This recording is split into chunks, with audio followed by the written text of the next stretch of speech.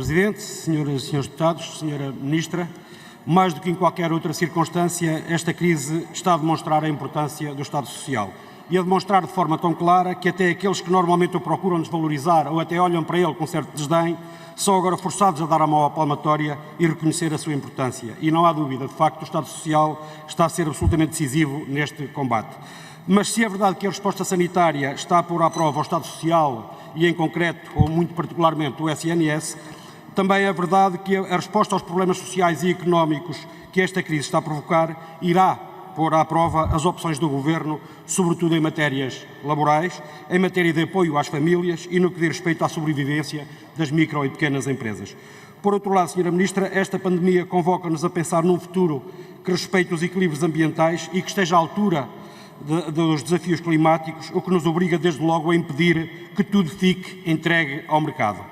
E pode até parecer estranho estar a falar de matérias ambientais à Sra. Ministra do Trabalho, mas não há nada de estranho porque estamos a falar de áreas que podem potenciar de facto a criação de postos de trabalho. E por isso seria importante, Sra. Ministra, saber o que pensa, por exemplo, o Governo da elaboração de um Plano Nacional de Remoção do Amianto, que definitivamente resolve este grave problema ambiental, mas também de saúde pública e que pode potenciar a criação de postos de trabalho por todo o país. Assim como seria importante também saber o que pensa o Governo da aposta que é necessário fazer ao nível da reciclagem, que segundo estudos poderia levar à criação de 5.000 postos de trabalho no imediato e de forma permanente. E gostaria, portanto, Sra. Ministra, que se pronunciasse sobre estas duas questões.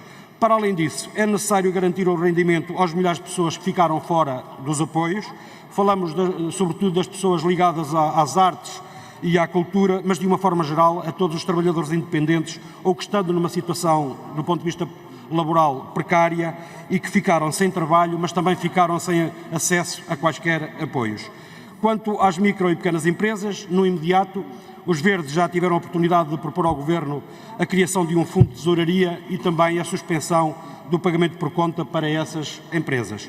Mas nós consideramos que os apoios têm de se estender para além da crise sanitária, porque, como se percebe, mesmo depois da crise sanitária passar, o mercado interno vai demorar a reagir, dada a perda de rendimentos por parte das famílias. Ora, se as micro ou pequenas empresas dependem essencialmente do mercado interno, isso significa que essas empresas vão precisar de continuar a ser apoiadas para sobreviver muito depois da crise passar. E, portanto, esperamos que o Governo tenha também esse dado em consideração. Para terminar, Sra. Ministra, queria deixar-lhe uma pergunta relativamente ao layoff.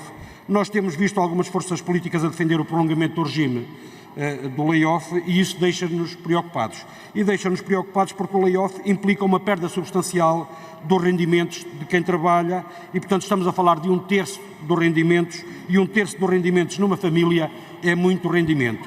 Mas, para além dessa injustiça, da injustiça que essa medida comporta, o layoff, que é visto, aliás, como uma medida antirrecessiva, ela não deixa de ser uma medida coxa. E é uma medida coxa exatamente porque implica a perda de rendimentos das pessoas, o que vai naturalmente refletir-se do ponto de vista da procura interna e também no que diz respeito ao relançamento da economia. O que pergunto, Sra. Ministra, é se o Governo está a estudar mecanismos alternativos nesta matéria que não passem pela perda de rendimentos de quem trabalha, porque, como percebemos, essa medida é coxa, não é assim tanto antirrecessiva, porque retirando rendimentos às famílias vai ter efeitos do ponto de vista da procura interna, do mercado interno e, por sua vez, também no relançamento da nossa economia. Muito obrigado. Muito obrigado, Sr. Deputado. Quem agora?